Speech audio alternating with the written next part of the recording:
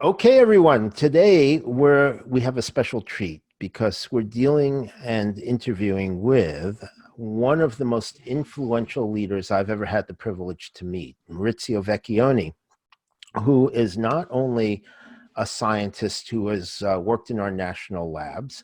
He has actually, had a huge impact in so many different areas, from high tech with computer graphics to online shopping, which we have a very interesting story about that, to all types of AI that are being used in medicine and in epidemiology and in invention.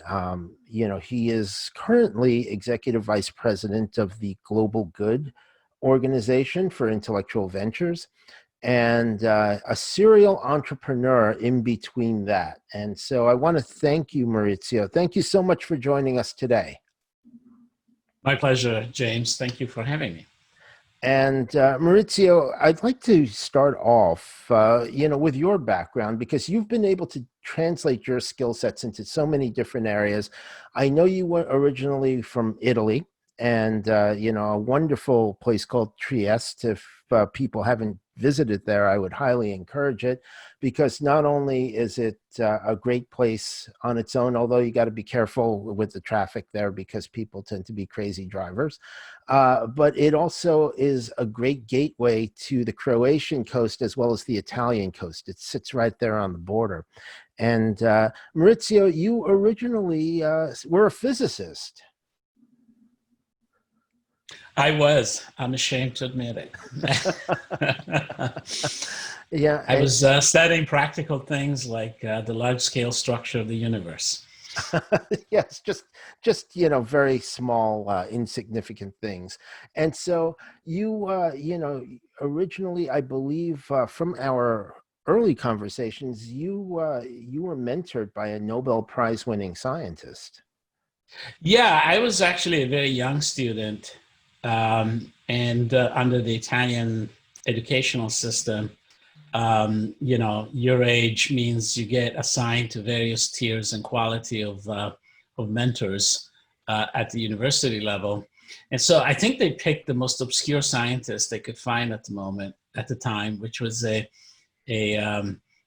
physicist that was a guest lecturer coming from Pakistan, of all places. And and this obscure Pakistani scientist, we're going back to the 70s now, ended up winning the Nobel Prize in physics. And I was the 17-year-old that was carrying his bags. And that's actually what then kickstarted my own academic and then later research and then later experience in the States, because as a result of that, I then had the opportunity to come and continue my studies here and begin research in the US. Okay, terrific. So you came over, to the U.S. Actually, quite young, and it's pretty interesting. You, as I recall, also went to work at the national labs here, in the US, which, I know you like to play down that academic accomplishment, but you have to be really good to be in those labs. I've dealt with them.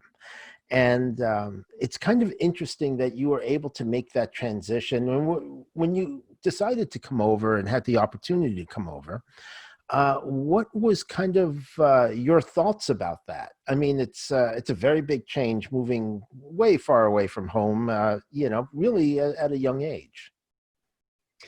Yeah, I mean, I tend to be a glass half full kind of guy. And especially back in the 70s, the opportunities around big science that were being pursued at that point, many of the disciplines that we take for granted were sort of at an inflection point. And a lot of them really did center at that intersect of big government research and research infrastructure, combined with sort of emerging new technologies in the Silicon Valley and related sort of environments. So to me, really, even when I was sailing off the coast of Croatia as a kid, as a passionate individual in the sciences, I was reading about the accomplishments in Silicon Valley. And to me, by the time I landed in California, it was the promised land. Mm-hmm. So whatever scary part there was about being a young student, alone, changing country, dealing with everything that related to that, working in the national labs at that time was also had the added complexity of not being a US citizen, created barriers. Was offset by this irrational exuberance I had about the fact that I now got to work and be in the promised land. And it seemed like everywhere I turned, there was another Nobel Prize winner or another brilliant scientist or entrepreneur that ended up being a mentor. And, and I think that was formative to me, because I think this sort of irrational optimism about the pursuit of what's next has become the driving force of the rest of my career. Mm-hmm. Okay, that's terrific, because you eventually left the national labs and you founded your own company. Yeah, there were a couple of steps getting there, but basically my transition went from what I would call pure science research to applied science research. Mm-hmm. That was the dawn of the computing industry. I am actually one of the people that hooked up the first nodes of not of the internet, but of the World Wide Web. Mm-hmm. And the age of supercomputing was just starting. And also the age of the microprocessor and the personal computer was just starting. So all of those created inflection points that just multiply the possibilities, and at some level started shifting the action from your classic academic / government research settings to very much industry. And so I kind of started following, as my work became more applied, and I was one of the pioneers in imaging and image processing, I discovered that the entrepreneurial bug, and specifically industry, was where the frontier really was. And so that was my transition, first as an engineering manager, eventually as a chief technical officer, and then eventually trying my own hands at becoming my own inventor. And my first company was based on a technology I had developed, for which it became clear that there were serious commercial applications, and Mm-hmm. that was my jump into entrepreneurship. Right, and as I recall, Pentium 2 graphics. Yeah, that was the day where Intel was trying to figure out how to move the world into the successor to the Pentium. And I had the pleasure of getting to know Andy Grove and Gordon Moore, and had the opportunity to then think about the applications that a faster processor could do to computer graphics. And in those days, Intel had created a vision around the connected graphical computer. And that was actually the words Andy Grove used to launch it, to launch the Pentium 2. And so the idea was computer graphics and imaging would be a good consumer of faster processors. And that was the logic behind Intel. And Intel became, Andy became a mentor, but then Intel became increasingly interested in the work that my startup was accomplishing. And ultimately they became a very large shareholder and were participant in the exit of that company. Mm-hmm. So in other words, you're responsible for all the gaming that's going on.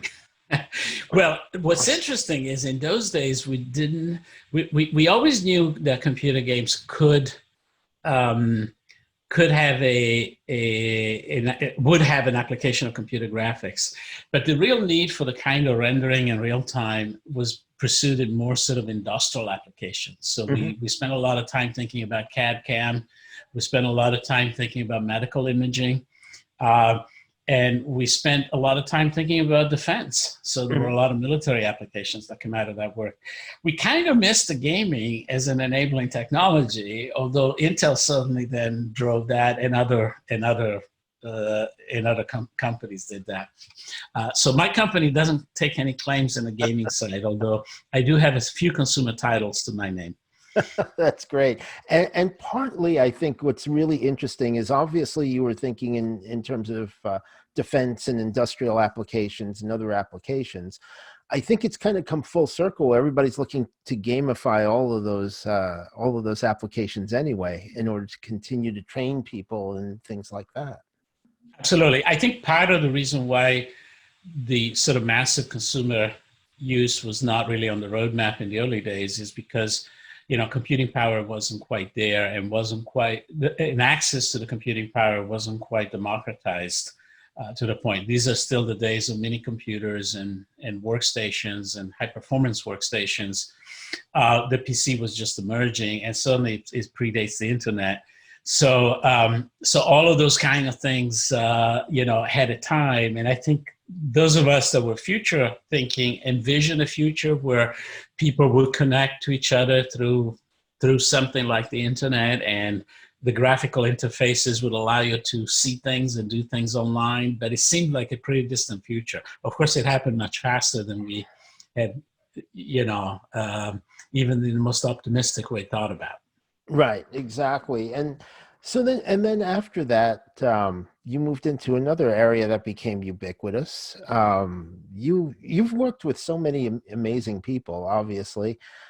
You know, Andy Grove, obviously you've had mentors who are, you know, Nobel Prize winners and, you know, very well-known scientists. And there are some people that, you know, are also well-known. I think the next one you told me about, you know, your interaction and with Barry Diller. Barry Diller was, you know, ended up buying one of my startups, Uh-huh. and that company became part of what was then USA Network. And Barry, you know, had a vision that really stemmed from his home shopping network, Hmm. and that the internet could become a platform for commerce transactions. And he started building what today is interactive by pushing into areas that he made a bet would become digital and would be transformative. In that sense, he was very much one of the early internet pioneers in terms of the internet commerce world.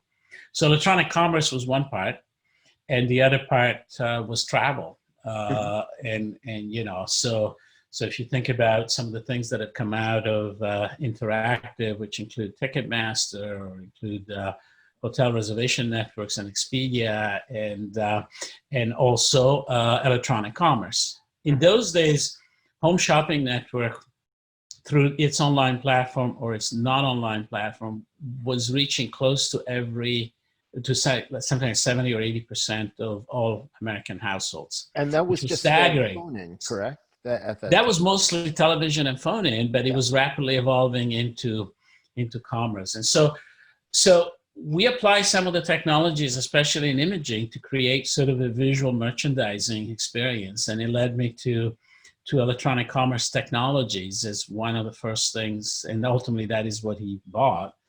And those technologies also pioneered the idea of variable pricing. Hmm. So essentially, the predecessor to eBay, and the mechanisms for that. And one of my operations in that space was the very first organization to ever sell anything online. So so we had that dubious you know, and actually it was interesting because the very same week that I conducted the roadshow to take my company public on those technology, Jeff Bezos was conducting the roadshow for Amazon, and he and I would literally cross each other going into the meetings. And he might not remember this, but one time he crossed me and he says, "Okay, one of these days I'll have to find out what you do because we keep meeting like this, and we should sit down." That meeting never happened, so to my great regret. Well, you never know. Might happen Yeah. any time since you ended up in that area anyway. Yeah. What's kind of interesting is that you've been able to go from there and continue to create new companies. And when we met, you were leading a company called Arrogene, which I think is had some very novel concepts around drug delivery, treatment delivery, especially using nanotechnology. Yeah. And that's kind of an interesting thing because I think one of the really fascinating things in your career, and you said you've worked with all these people and they're all visionaries. I consider you a visionary as well, because you're able to look into the white spaces and see where there are opportunities. So maybe if you can give us a little bit of an insight into how you do that. You're looking at these areas, and there are areas of opportunity that appear to you that maybe aren't evident to other people. Sure. And I think, I've reflected on that. As a matter of fact, I'm starting to build, in my old age, I'm starting to build a bit of an academic theory around organizational theory of change. Mm-hmm. To see that, and by any means, I don't want to say I have the best practices on how to do that. But when you look at innovation, increasingly, especially with the fast-moving innovation of today, where a lot of sort of depth in particular discipline has been achieved. The opportunities for innovation really seems to stem at those edges that you just referred to. And academicians have slapped a name to that approach, which is interdisciplinarity. Mm-hmm. So to be an interdisciplinary, visionary, entrepreneur, scientist, whatever you want to do, it's not sufficient to have knowledge of multiple disciplines. That would make you a multidisciplinarian. The interdisciplinarian actually knows how to integrate Mm-hmm. the disciplines in order to find those points of intersect that can provide a disruptive new opportunity. So whether it's advancing science and merging, data science to biology to look at opportunities that can result in bioinformatics or in silico drug development, which happen to be areas of interest of mine, or whether it is to understand that an imaging technology has an application in electronic commerce, Mm-hmm.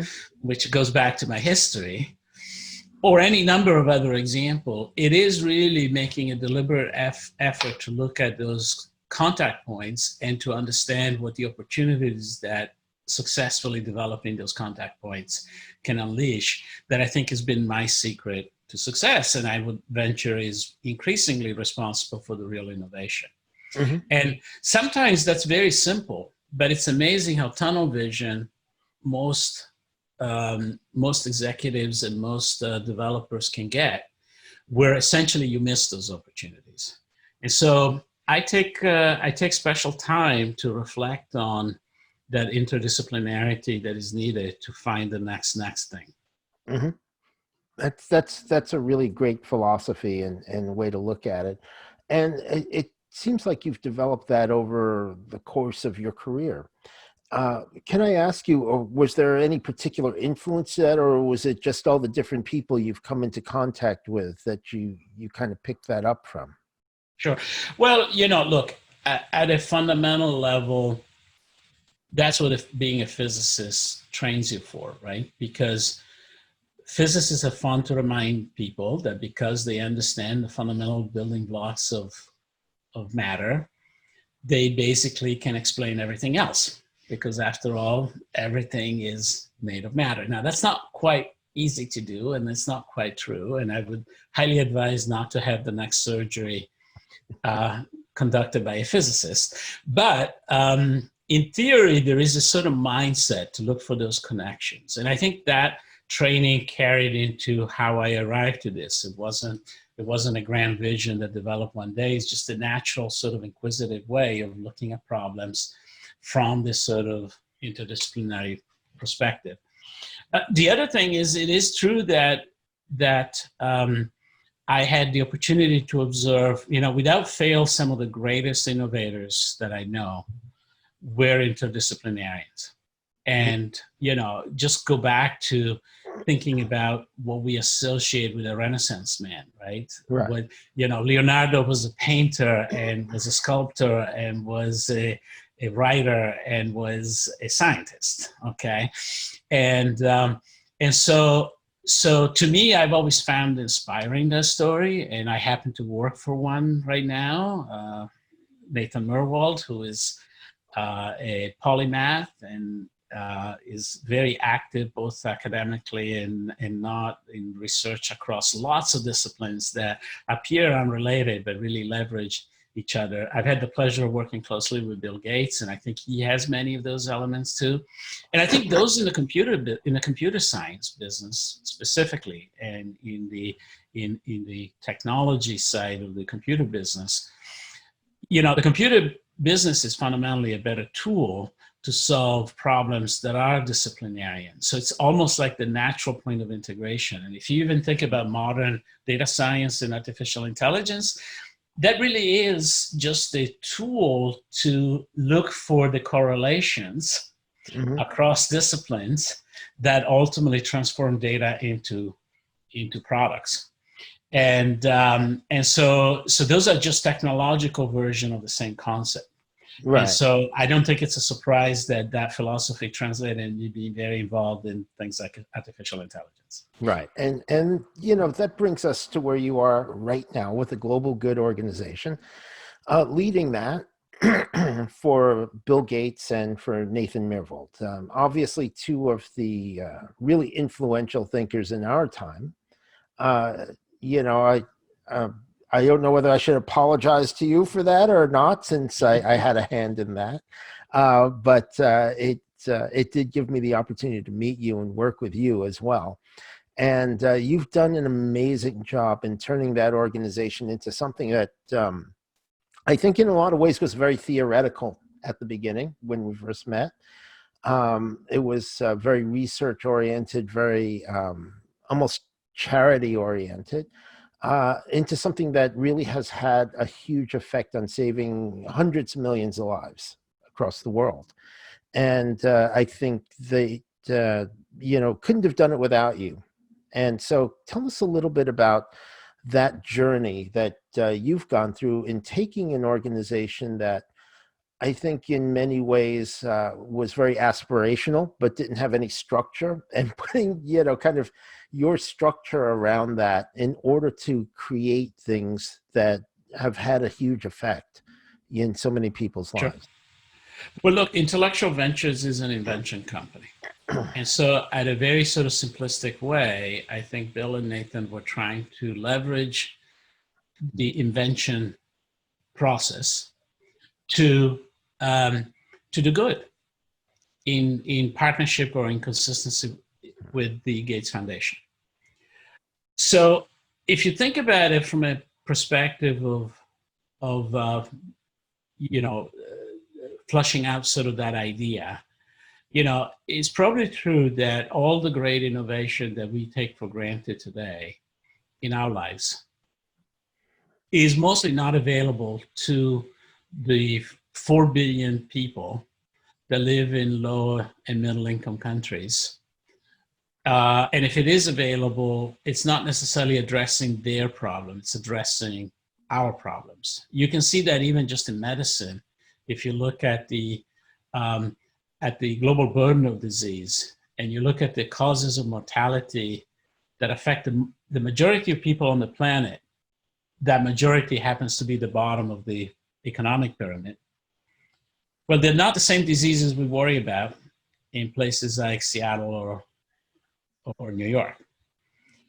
Perhaps with the one notable exception of coronavirus, which has become sort of a humbling equalizer for everyone. But set that aside.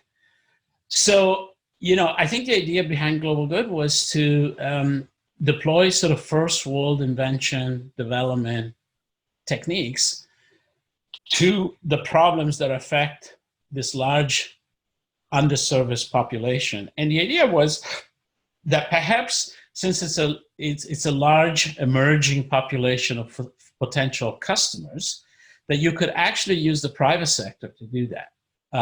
Where you can incubate these ideas from a sort of nonprofit perspective, and then hand them over to the private sector for execution and scale up. Mm-hmm. Because if you de-risk them sufficiently, then even in places where there is not a lot of ability to make profits, it can be a profitable and impactful business. So as far as I'm concerned, this is a long-winded way of describing impact investing. And I think Bill Gates and Nathan, in this grand partnership that they had around global good, they pretty much pioneered how to do impact investing around innovation. And I got to execute that. So yes, we had some pretty disruptive new ideas and new technology, again, stemming from this interdisciplinary approach. And more importantly, we got to build sort of business plans and business models with commercial sector companies that then were able to execute commercially for this. Of course, it's not a finished endeavor. So we're probably just beginning to see the real impact of some of the pipeline of these technologies.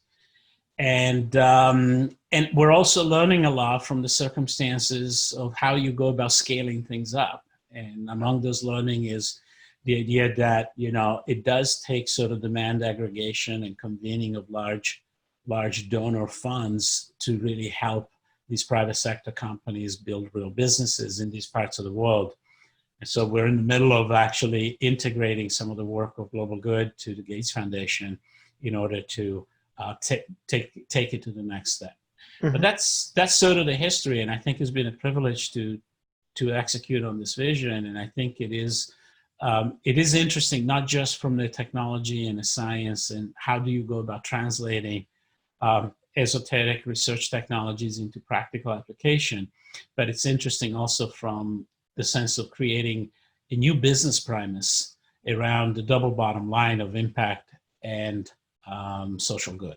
Right. Well, I do know that you guys have had a tremendous impact in a lot of areas. The cold chain vaccine delivery, which I think was a very important thing. And that was something that kind of hadn't gotten out the door until you got there. I think if you could maybe explain that and some of the innovative thinking, I know even down to putting cold packs in the Ebola, protection gear so people could stay in them longer in order to treat people, Yeah, so what you're seeing there is a perfect illustration of that interdisciplinary approach, right? We did not invent thermal controls. We did not invent how to keep things cold. The world invented refrigerators a long time ago. But it wasn't adapted to the circumstances that our target settings required. So, for example, you can't have a refrigerator to cool vaccines in many parts of the world because there's no electricity. Right. And so I call them, in doing this type of work, I call it achieving the 3 A's. The first A is affordability. You have to look at the reality of the cost of things. And if you can squeeze cost out of it, you're going to remove some of the barriers to adoption. The second thing is appropriateness. So is the setting that you intend to use your product appropriate? Mm-hmm. And the example here would be, lack of electricity. That means you can have a great cheap refrigerator, but you can't do anything with it. And the last thing is accessible, right? Do you need a specialist, or do you need a technician or a technical skill set, as an example, to operate the product? And so have you done the human-centered design that makes it accessible to the audience of customers that you actually have to do that? And it turns out to achieve those 3 A's in most of these global development settings, it's non-trivial and it's pretty difficult to do. And that's, I think, a lot of where our interdisciplinary approach came to play. And so the story of that device is essentially it uses a technology that was developed really for the space program, um, of super insulation, and it turns it into a thermos that you can use to cool vaccines without electricity. And that allows to sort of bring vaccines to places that have never had vaccines before. Mm-hmm. And that was a critical gap in the global vaccination campaigns that the Gates Foundation has been trying to drive across many diseases. But then beyond that, that one invention spawned a whole other thinking around other inventions that dither on that sort of logistics issues and that facilitate the accessibility of vaccines in this case, including a modification of that technology that was used for the Ebola, the first and the one that pretty much unfolded last year, Ebola epidemics in West Africa and the DRC, where again, in order to do the kind of vaccination with the experimental vaccines, you had to cool them at minus 75 C, and there was no real technology to do that in country, let alone in the remote areas. And it had to be done in the course of an epidemic, which meant it had to be done quickly. And so being able to turn and modify one product to support the other use case is sort of a trademark of this approach that we pioneered, where agility that is normally associated with software development was actually applied to hardware. That's great. And can I ask you, do you think there's a good metaphor there for people who are undergoing personal changes, kind of how they would maybe take something that they've learned from something else and, apply it and, pivot to something new? I think absolutely. And I think never more than right now, given the fact that society as we know it, with all the coronavirus pressures, might be very different in many ways. And I don't just mean in terms of employment. So I think, the lesson in all of these things is that every challenge should be an opportunity to learn, and that we should be adaptive learners that essentially help us pivot to the opportunities that are implicit in that. And I think that needs to be a discipline. There are many books written about it. Those that study organizational leadership and theory have, written academically about it. But I think everybody should ask themselves that question, especially if they're dealing with innovation. Rather than finding paralysis when there's a challenge, try to apply those interdisciplinary contact points to figure out what are the opportunities that may be inherent. And, I don't think the big innovators of today just had a bright idea one day. They probably had some kind of failure that they had to reflect on and they had to learn from. I certainly know personally that the reason why I did certain things that proved to be successes almost without fail is because I was facing some kind of challenge of transition that made me think that way. Mm-hmm. And so I have an optimistic view to things, that change is good and that change is an opportunity. Mm-hmm. So you've been really prescient about a lot of areas in technology and science and things like that.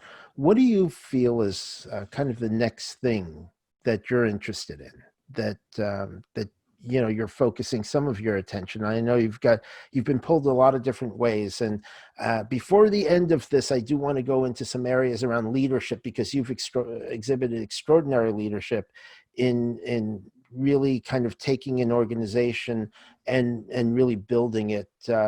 Really, it's going from, I think, a $20 million organization to about $1 billion organization.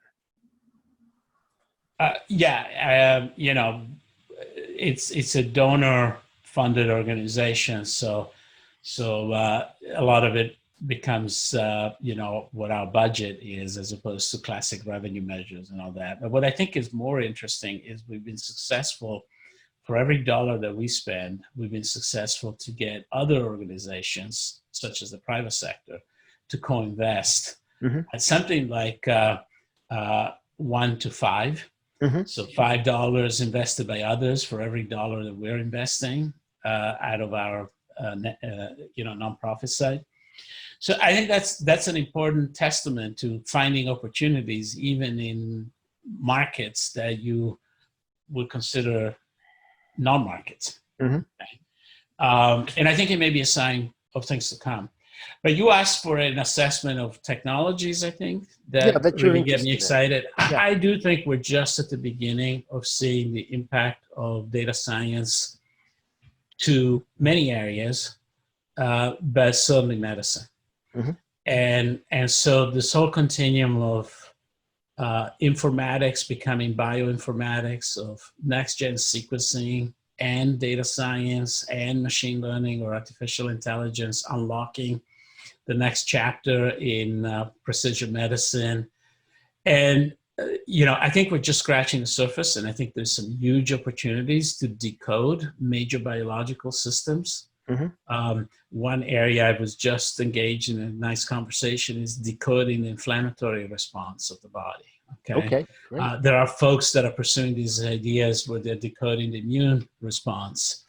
And once you turn it from a random process, one that you don't understand, but you're kind of trying to discover by trial and error, to a mechanistic process where you're actually understanding what's happening, then the way you develop drugs, the way you develop diagnostics, the biomarkers, it opens up. And that, by the way, this general subject is further accelerated by digital technologies and communication technology. Mhm. So one of our biggest breakthroughs, for example, at Global Good, was a novel cervical cancer diagnostic.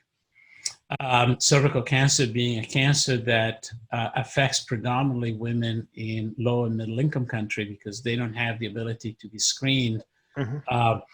such as we do in this country with things like the pap smear. And we managed to discover that a simple camera phone with a piece of artificial intelligence has better predictive value in screening a woman for cervical cancer than the pap smear, which is the clinical Wow. standard in this country. And it was not just the magic of artificial intelligence, because actually lots of people applied regular machine learning and didn't get that same result. It really was in sort of advancing and curating the data science as well as the data sets Mhm. that ultimately enabled us to create the algorithm and train the algorithms to do this. So there's an art to doing that, and that's the part that is fascinating to me, including the role of data in the development of these artificial intelligence algorithms, as opposed to just the development of the AI tools. Mhm. That's terrific. That's something I think that's going to be very valuable, not just in the developing world, but also everywhere, because Absolutely. And this. that sort of reverse innovation is an interesting concept, right? As we think about the private sector being interested in some of these technologies that we really develop for low and middle income countries, really it turns out if they're great technologies and they advance to 3As, Mhm. they're probably great technologies for everyone, Right. not just for low and middle income countries. Yeah, exactly. Now, I did want to get into, kind of, you've done a lot of turnaround, not just at this organization, but in other organizations. And kind of how do you approach that? And kind of, I think that'll be instructive for people who are in situations where their companies are going through turnarounds. There's going to be a lot of that. And how do you view it from a leadership standpoint? And also, how can, I guess, the people who are in that process, who get caught up in the process of that turnaround, handle it in order to kind of maximize what they get out of it, whether it's a new job or whether it's holding on to their jobs and adding more value? Do you have any advice for how to think about that and how to handle that process? Well, think about it. A turnaround means there's a challenge. And I sort of already shared my thought on the challenge being an opportunity. So to me, Right. the key is to approach the turnaround by understanding the opportunity. And to some extent, you need to set the vision for the end state that your Mhm. turnaround is going to achieve, right? So whether that's a personal turnaround in terms of a career change, or whether that's a corporate turnaround in terms of business execution.